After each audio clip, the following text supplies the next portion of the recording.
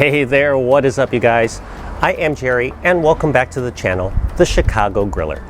This is the show where I share my favorite tips, tricks, and recipes for the Weber Q. If you think that I can help you out, hit that like button and subscribe. Independence Day is coming up, and just like many fellow Americans, I'll be grilling up some hot dogs. No, not this hot dog, and not plain hot dogs either, and certainly not any with ketchup. Instead, I'll be grilling up something better, beer hot dogs. But because this is the Chicago Griller, I'll be doing them Chicago style. Let's go.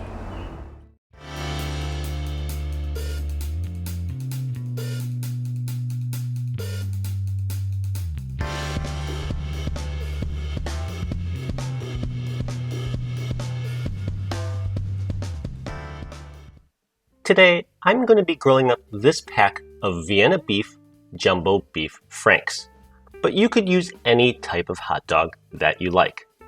That said, let's go ahead and set these aside while we gather the rest of our ingredients.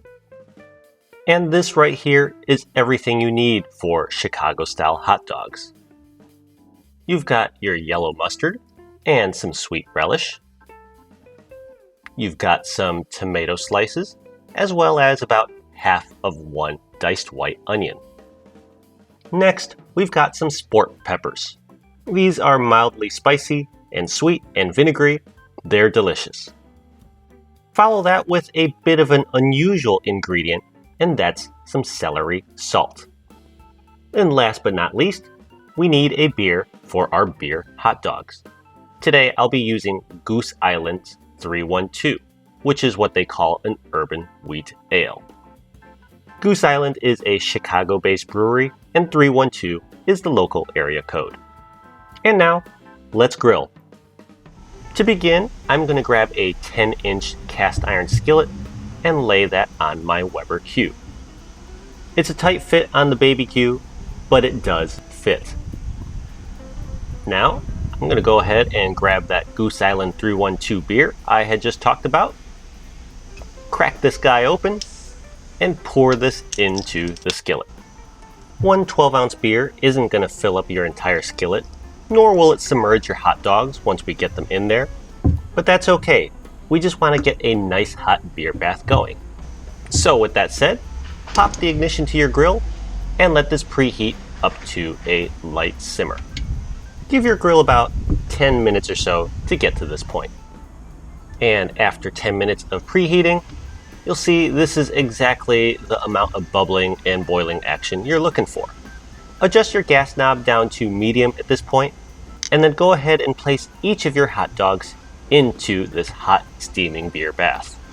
Just as a friendly reminder, one 12-ounce beer is not going to submerge all these hot dogs, so don't worry about it.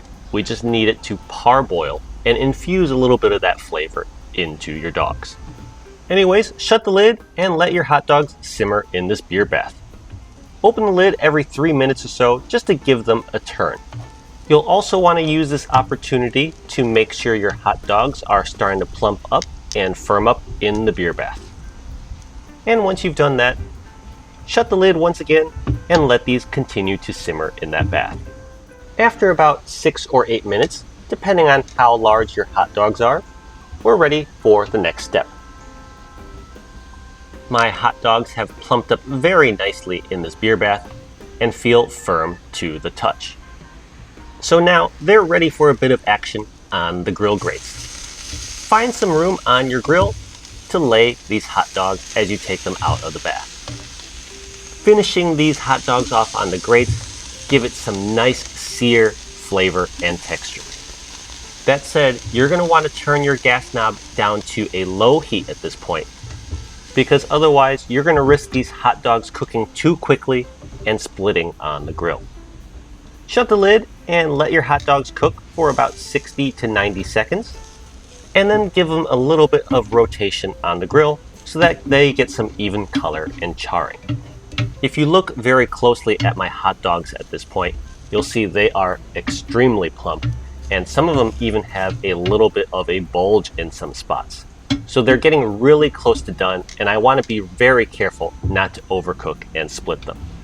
So I want to give the other side of these dogs a little bit of color, but I don't want to leave them in too long and risk them splitting. So after about another 60 seconds, 2 minutes total in my case, these hot dogs are ready to come on off my grill. And see, nice even color on my hot dogs, nice grill marks, so it's time to pull these off the grill. Once all of your hot dogs are off of the grill, set them aside and toast up some buns if you'd like. Once that's set, it's time to assemble your Chicago style dog. First up, I like to start with my yellow mustard as a base on the buns. Remember, no ketchup if you're making these Chicago style. Now to add the star of the show, the hot dogs of course. And you can see my hot dog is very interested in these hot dogs. Follow this up by arranging some tomato slices along the length of your hot dogs and your hot dog buns. I line mine on just one side because on the other side of each hot dog come the sport peppers. If you don't have sport peppers, pepperoncini or giardiniera is a good substitute. Next up, your diced white onion. As always, add as much or as little as you like. This looks just about good to me.